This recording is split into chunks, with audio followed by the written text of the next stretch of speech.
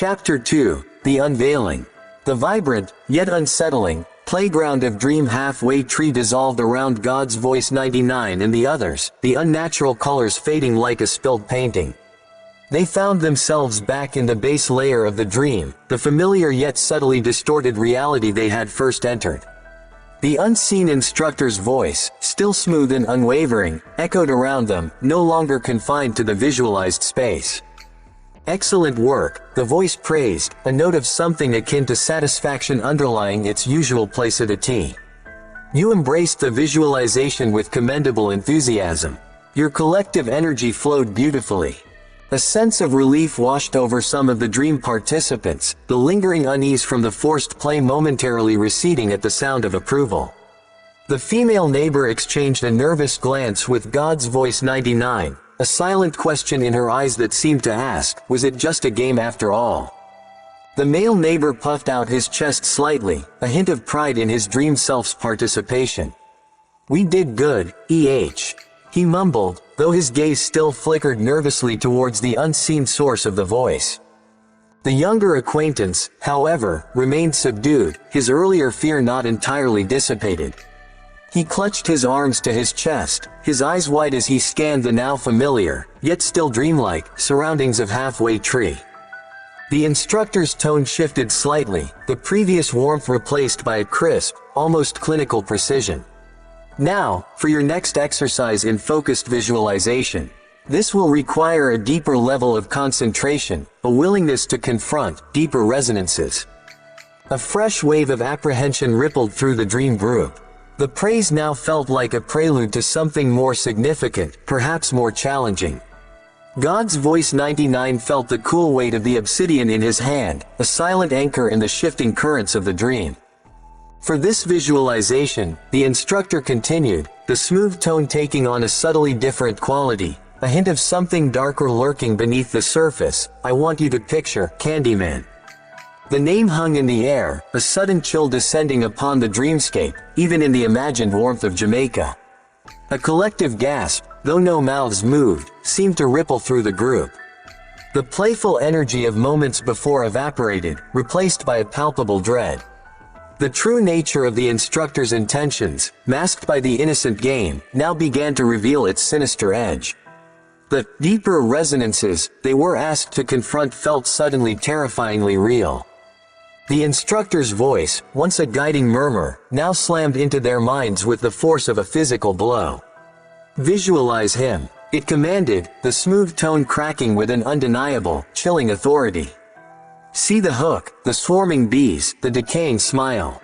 The instruction was no longer an invitation but an inescapable directive, burrowing deep into their subconscious, overriding their will.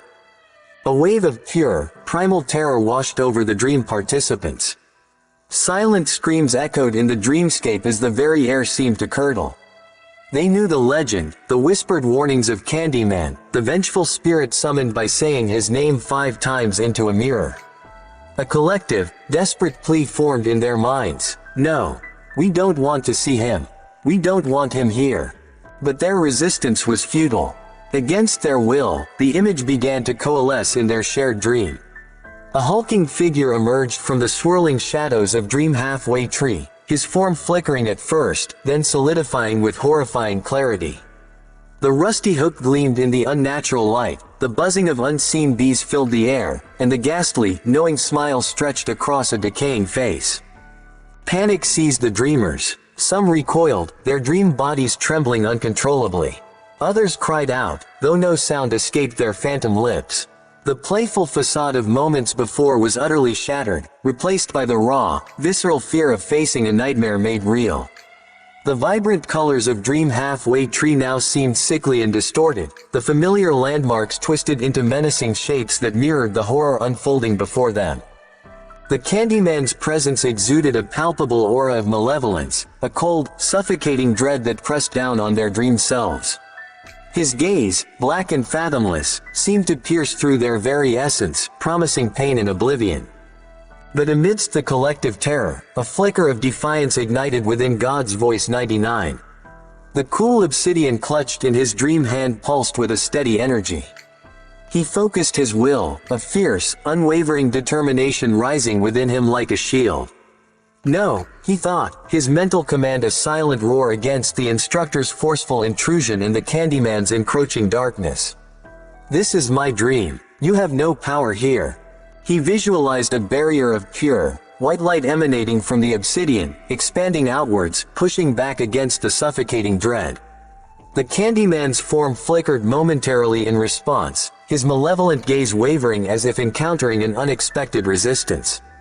The buzzing of the bees seemed to falter near God's voice 99, their menacing drone slightly muted. The other dreamers, caught in the forceful manifestation of their fear, were not so fortunate. The Candyman began to move, his rusty hook dragging ominously across the dream pavement. One by one, they were ensnared by his terrifying presence, their silent screams intensifying as their dream forms began to flicker and fade, as if their very essence was being drawn away.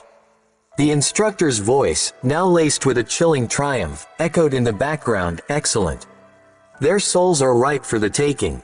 God's voice 99 stood firm, his will a defiant beacon against the encroaching darkness, the obsidian radiating a protective warmth.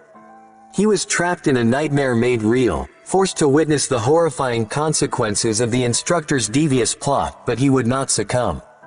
The playful playground had become a slaughterhouse, and the instructor's game had revealed its terrifying, soul-stealing purpose. End of chapter. Subscribe for more. And don't forget to like and share.